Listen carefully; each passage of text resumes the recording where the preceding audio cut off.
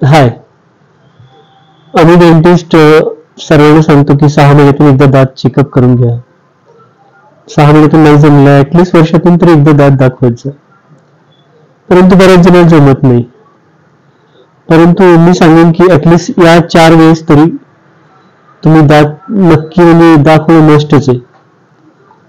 पहिलं, जेव्हा आपल्या एक्झाम्स असतात, जसे इम्पॉर्टंट एक्झाम्स असतात, 10वी-12वीच्या एक्झाम्स आहेत किंवा ग्रॅज्युएशनच्या काही एक्झाम्स आहेत, तर अशा वेळेस एक्झामच्या आधी ऍटलिस्ट 1 महिना आधी डेंटिस्टला दात दाखवून घ्या. इमर्जन्सी डेंटल ट्रीटमेंट करून घ्या. म्हणजे परीक्षेच्या काळात दात दुखणार नाही आणि तुमची परीक्षेचा अभ्यास डिस्टर्ब नाही होणार. दुसरं आहे, वेडिंग सीझन चालू आहे. जेव्हा लग्न असतात त्यावेळेस मुला-मुलींची, त्यावेळेस ते बरेच बिझी असतात. बरेच कारणामुळे प्री वेडिंग शूट, शॉपिंग आणि बऱ्याच गोष्टी असतात. या दरम्यान जर दातदुखीने तुम्ही बिघाड झालात तर तुम्हाला तुमच्या आनंदाला विरजण येऊ शकतं.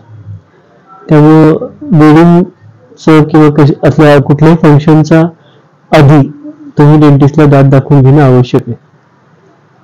तिसरं आहे, प्रवासाला जायच्या आधी. आपण 5-6 दिवसाच्या किंवा 10-15 दिवसाच्या प्रवासाला भारतात किंवा भारताबाहेर जातो. अशा वेळेस जर दात दुखला तुमचा तर तिथं डेंटल ट्रीटमेंट मिळणं अवघड जातं. त्यामुळे तुमच्या मोठ्या प्रवासाच्या आधी तुम्ही डेंटल चेकअप करणं खूप खूप जरुरी आहे. याच्याशिवाय लास्ट बट नॉट लिस्ट, तुमची जर प्लॅन प्रेग्नन्सी असेल तर तुम्ही नक्कीच डेंटिस्टला दाखवलं पाहिजे.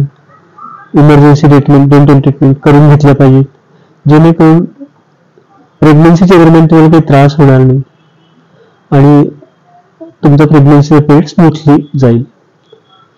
सो आमचा तर ऍडवाइस नेहमीच राहतो की डेंटल चेकअप रेग्युलर करा. 6 महिन्यातून नाहीतर वर्षातून एकदा तरी दाखवा. पण जर जमत नसेल तर ऍटलिस्ट मी सांगितलं ह्या 4 वेळेस तरी नक्की तुम्ही डेंटल चेकअप करून घ्या. थँक्यू.